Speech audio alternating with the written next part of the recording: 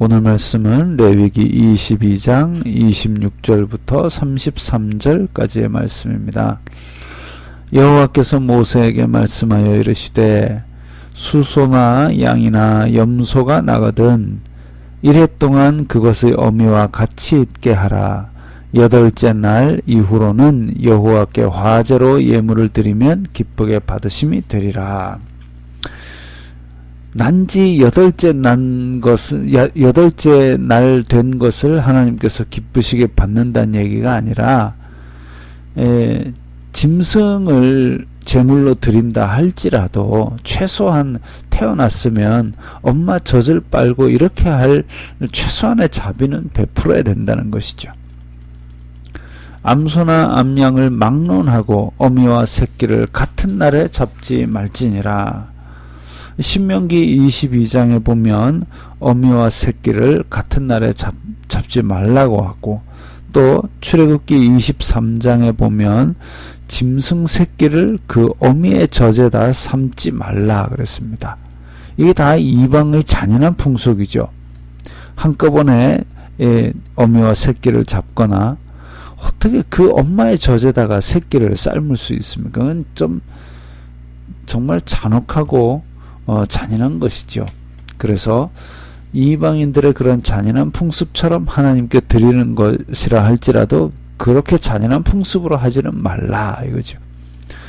너희가 여호와께 감사 제물을 드리려거든 너희가 기쁘게 받으심이 되도록 드릴지며 그 제물은 그날에 먹고 이튿날까지 두지 말라. 나는 여호와이니라.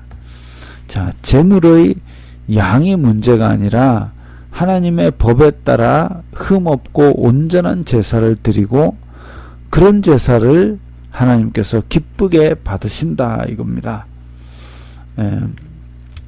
그리고 감사 제물, 화목 제물로 바치는 감사 제물은 그 다음날 아침까지 남겨두면 안 된다고 이렇게 말씀하십니다.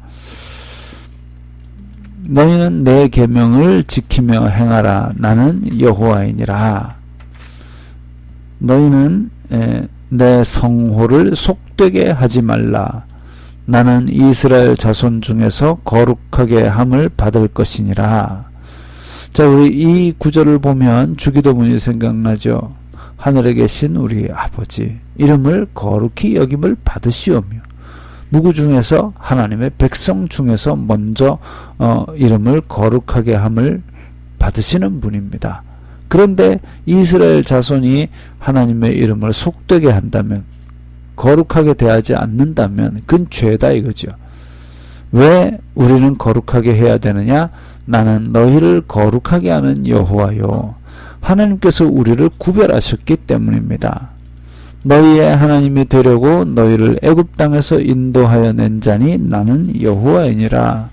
너희의 하나님이 되려고 하나님께서 이스라엘 백성을 내 백성 삼고 내가 너희의 하나님이다 이렇게 해서 데리고 나와서 구별했는데, 그런데 이스라엘 백성이 하나님의 거룩하심을 침해하고 무시하고 멸시했다. 이건 큰 죄지요.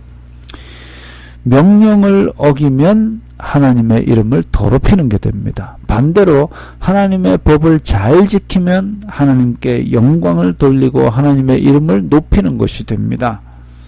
하나님께서 율법을 주신 것은 이스라엘 백성을 정죄하거나 심판하기 위함이 아닙니다.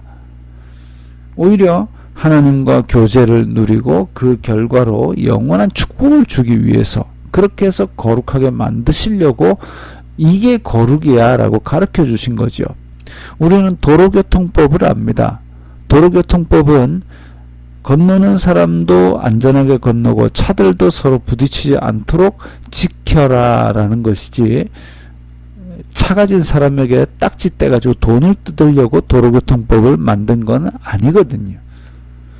그렇기 때문에 그와 똑같이 하나님의 법은 우리를 이 땅에서 거룩하고 하나님의 백성답게 살 수 있도록 하나님의 의를 가르쳐주는 거룩한 법입니다.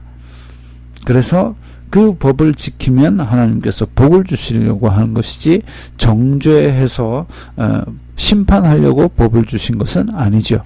너희의 하나님이 되고 너희와 교제하고 너희에게 언약을 주고 그래서 영원한 나라에 드리려고 하는 하나님입니다. 오늘날도 똑같이 우리는 그 하나님을 섬기고 있습니다.